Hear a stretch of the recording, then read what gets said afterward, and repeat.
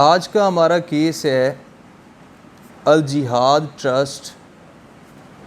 Versus federation of Pakistan.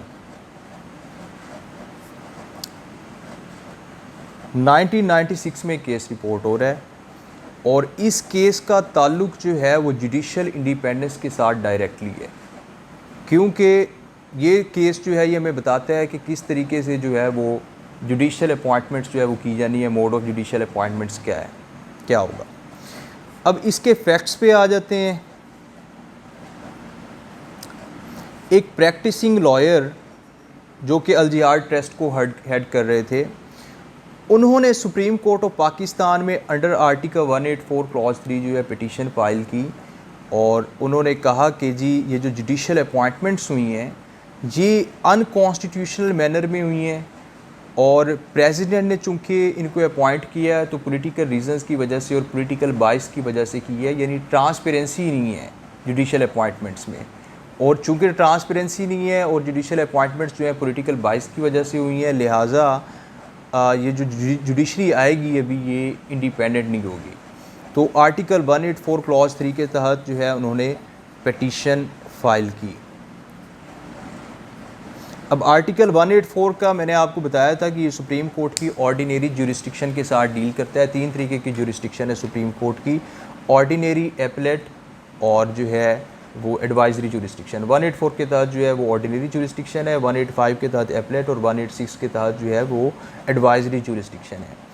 इस article के तहत सुप्रीम कोर्ट ऑफ पाकिस्तान के पास ये इख्तियार है कि वो अगर कोई फंडामेंटल राइट का मामला इन्वॉल्व है, उसकी ब्रीच होती है और वो पब्लिक एट लॉर्ज जो है उससे इफ़ेक्ट हो रही है, यानी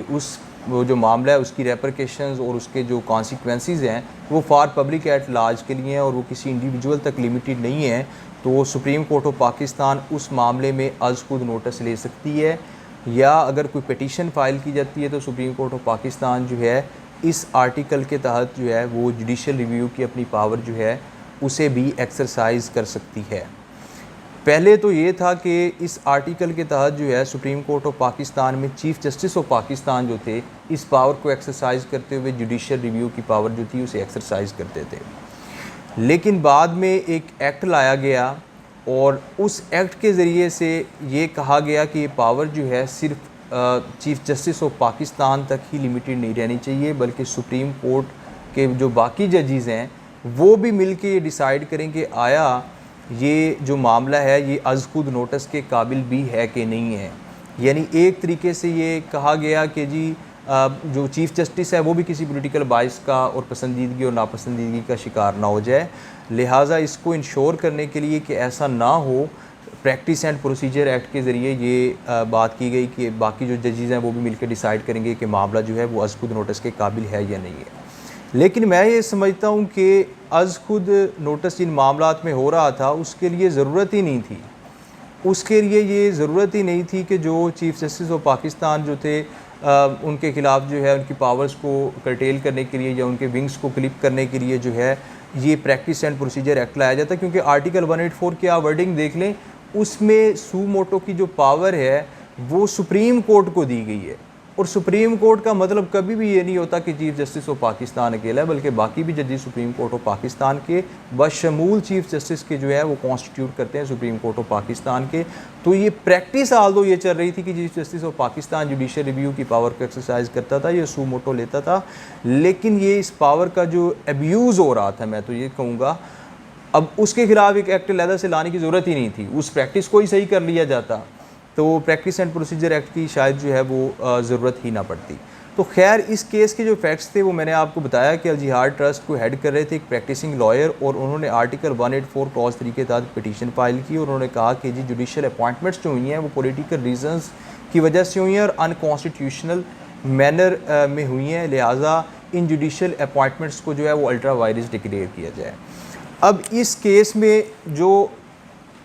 आर्टिकल्स इन्वॉल्व थे कॉन्स्टिट्यूशन ऑफ पाकिस्तान के पर्टेनिंग टू जुडिशल अपॉइंटमेंट्स, वो आर्टिकल 177 एंड आर्टिकल 193 इन्वॉल्व थे। 175 से 212 तक जुडिकेचर के आर्टिकल्स हैं कॉन्स्टिट्यूशन में और ये जो दो आर्टिकल्स हैं ये ख़ास तौर पे स्पेसिफ़िकली जो है बात करते हैं जुडिशल अपॉइंटमेंट्स के बारे में। अब आर्टिकल 177 ये कहता है कि अगर अपॉइंटमेंट होनी है सुप्रीम कोर्ट जजेस की, तो उस सूरत में प्रेसिडेंट ऑफ पाकिस्तान जो है वो कंसल्ट करेगा with chief justice of Pakistan अगर सुप्रीम कोर्ट के जजेस की अपॉइंटमेंट होनी है। और 193 ये कहता है कि अगर हाई कोर्ट के जजेस की अपॉइंटमेंट होनी है तो फिर उस सूरत में प्रेसिडेंट ऑफ पाकिस्तान, गवर्नर उस रिस्पेक्टिव प्रोविंस का, और चीफ जस्टिस हाई कोर्ट का उस प्रोविंस के, और चीफ जस्टिस ऑफ पाकिस्तान यानी जो सुप्रीम कोर्ट के चीफ जस्टिस है उनसे कंसल्ट करेगा अगर हाई कोर्ट के जजेस की अपॉइंटमेंट होनी है। एक्चुअली ये जो आर्टिकल्स हैं इनके पीछे, इनकी इनेक्टमेंट के पीछे, इनको कॉन्स्टिट्यूशन का हिस्सा बनाने के पीछे जो ऑब्जेक्टिव था वो ये था कि चूँकि हमारा कॉन्स्टिट्यूशन जो है सेपरेशन ऑफ पावर की डॉक्ट्राइन के ऊपर बेस करता है, अलहदा से उसमें चैप्टर्स और पार्ट्स बनाए गए हैं कि ये जुडिकेचर से मुतल्लिक़ है, ये पार्लियामेंट से मुतल्लिक़ है, ये एग्जेक्टिव से प्रोविजंस जो हैं ये मुतल्लिक़ है। तो एक्चुअली इस बात को इंश्योर करने के लिए कि सेपरेशन ऑफ पावर रहे between executive as well as between executive and judiciary, इस बात को इंश्योर करने के लिए कि जुडिशल अपॉइंटमेंट्स में ये दोनों ही अपना पार्ट जो है प्ले करें, इनकी इनेक्टमेंट हुई। यानी ऐसा ना हो कि ना तो एग्जेक्टिव के पास इख्तियार हो कि वो जुडिशल अपॉइंटमेंट के उनका रोल ज़्यादा हो,